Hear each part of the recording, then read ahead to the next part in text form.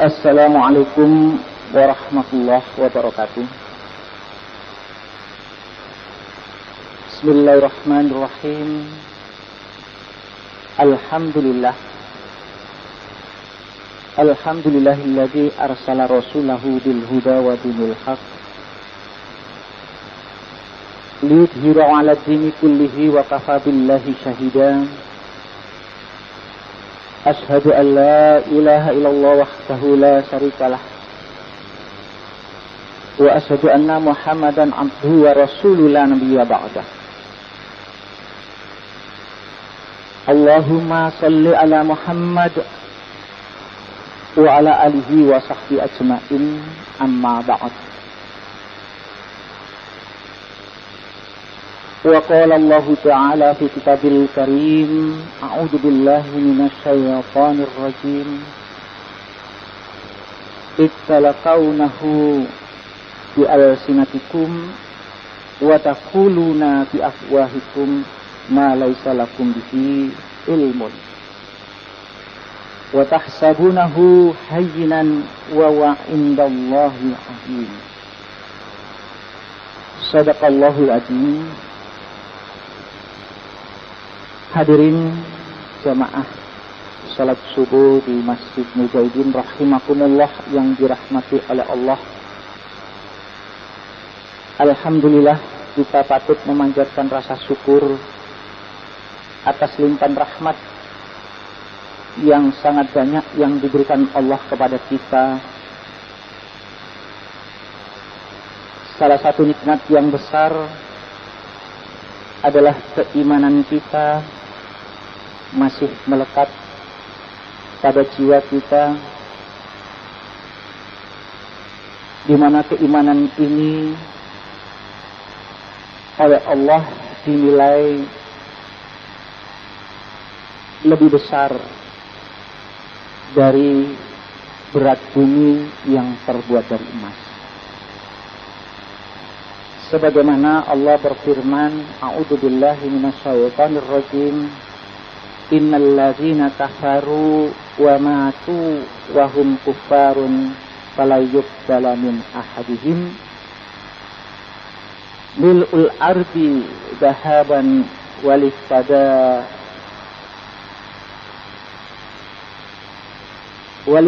bihi ulaika lahum adzabun alim wa ma lahum min nasirin. Orang-orang kafir yang mati dalam kekafiran, maka tidaklah diterima segala amal perbuatannya itu, walaupun nantinya ia tebus dengan emas yang seberat bumi. Maka Allah tetap akan memberikan siksa yang pedih, dan dia tidak mempunyai penolong siapapun. Para hadirin yang berbahagia, bisa kita ketahui berapa berat bumi.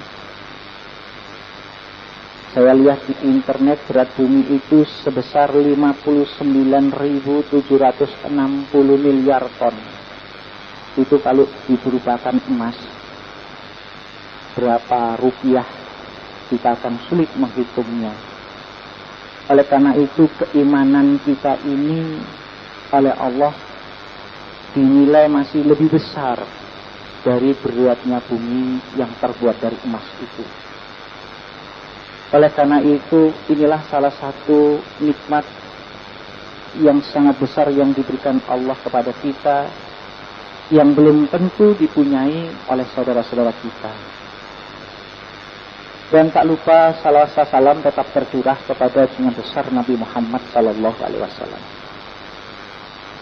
Para hadirin hadirat rahimakumullah, pada pagi hari ini kami memberikan tema bahaya media informasi. Di dalam Quran surat An-Nur ayat 15 yang telah saya bacakan di awal muqaddimah, Allah berfirman,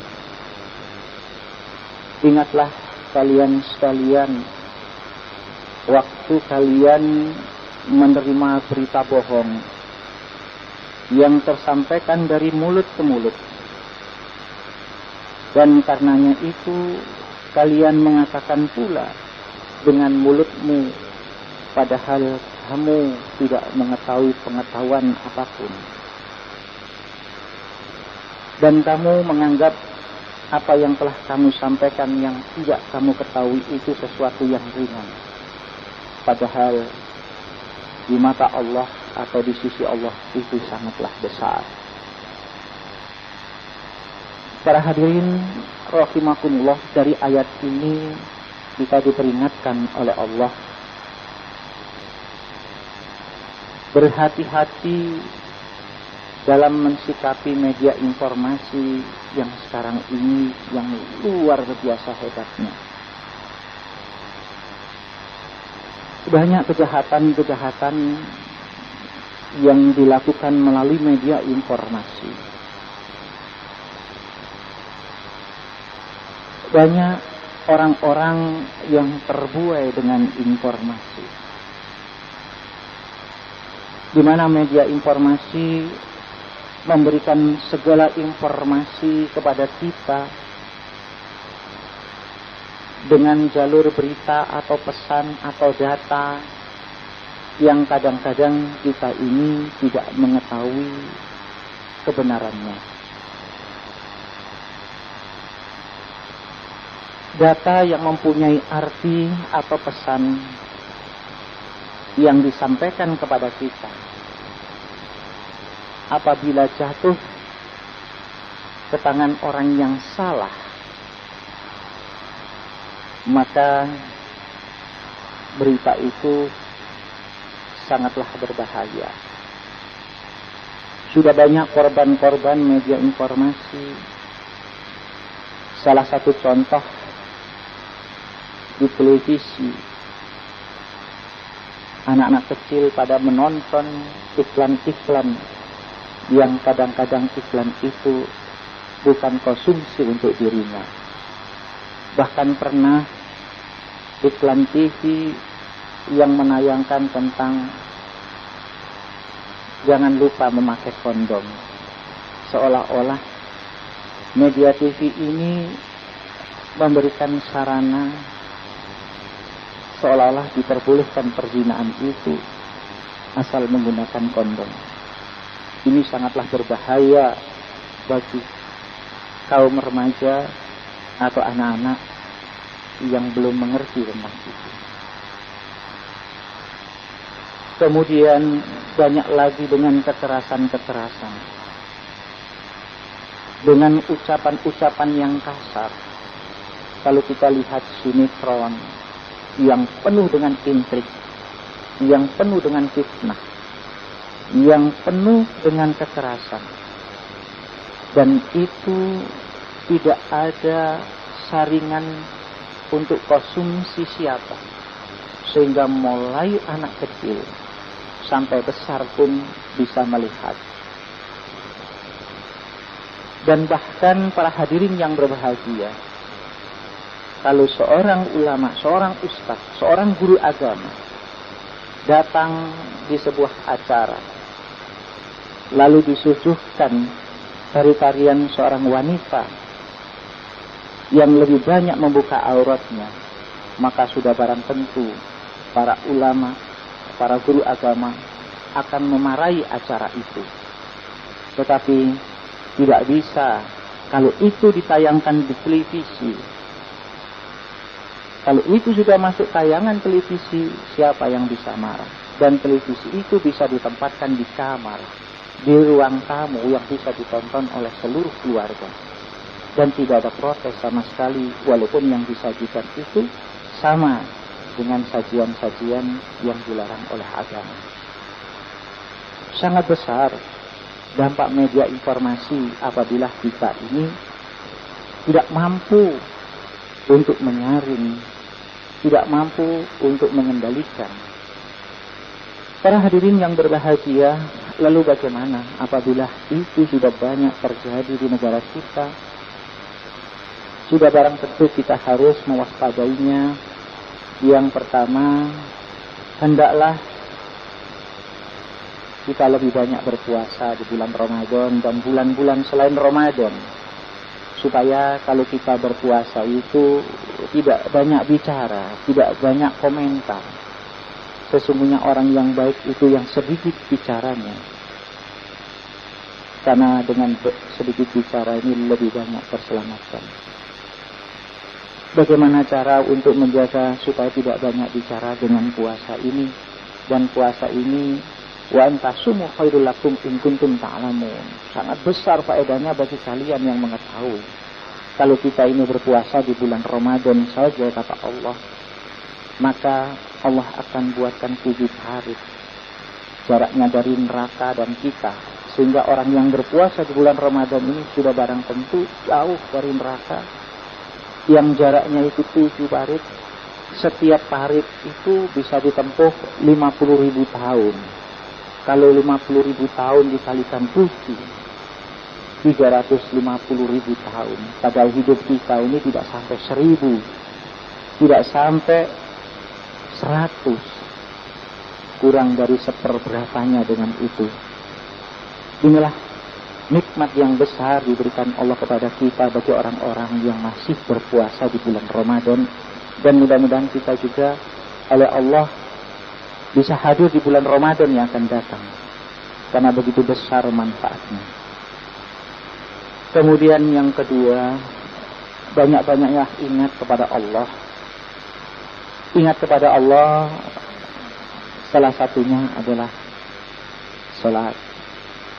Banyak datang ke masjid untuk selalu mengingat Allah, sehingga media informasi yang bagaimanapun kita bisa terselamatkan dari itu.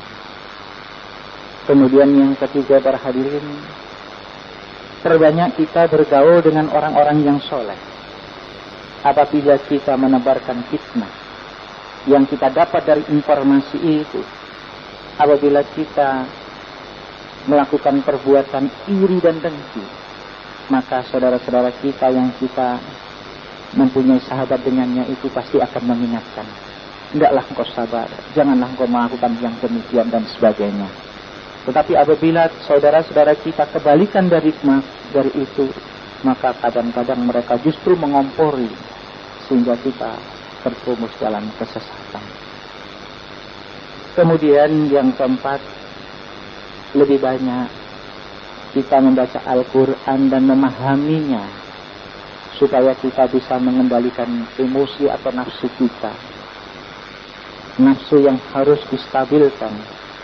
Kalau tidak, maka nafsu yang tidak terkendali itu akan menjatuhkan kita ke dalam sesuatu malapetaka, yang kadang-kadang apa yang kita lakukan ini lebih hebat dari perbuatan binatang.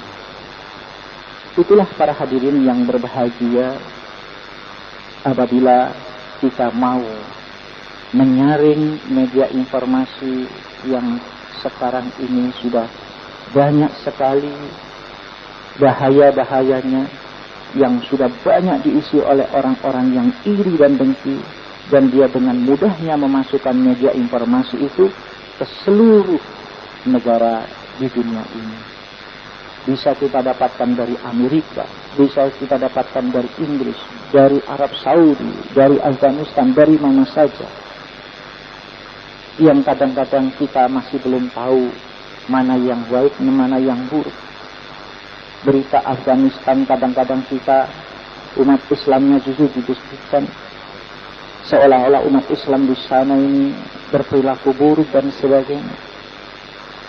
Ini sangat harus kita pahami dan kita harus berhati-hati, karena jauh sebelumnya Allah sudah memperingatkan kita kepada berita-berita yang bohong yang sudah saya bacakan di dalam Quran surat An-Nur ayat 15, yang ini pernah menimpa dari keluarga Rasulullah, di mana istri beliau ketika setelah peperangan tertinggal di dalam medan perang karena kalungnya itu jatuh, kemudian dia cari, kemudian Aisyah tertinggal di dalam peperangan itu.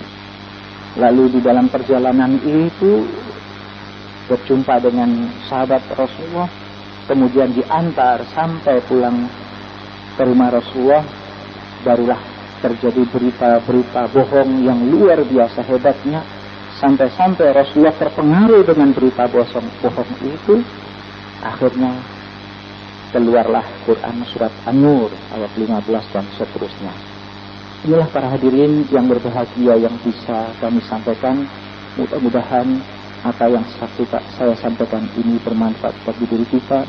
Jangan mudah menerima media informasi yang sekarang ini sebelum kita pahami. Oleh karena itu lebih baik kita yang pertama, yang sesuai anjurkan tadi, lebih banyak berpuasa agar kita sedikit berbicara, banyak mengingat Allah, kemudian bergaulah dengan orang-orang yang soleh dan mukmin, dan keempat, supaya kita lebih banyak membaca Al-Quran, karena dengan membaca Al-Quran kita banyak paham padanya, dan Al-Quranlah yang memberikan kabar gembira dan peringatan, dan Al-Quran merupakan kabar yang satu-satunya kepastian kebenarannya. Sekian dari saya. Billahi taufiq wal hidayah. Wassalamualaikum warahmatullahi wabarakatuh.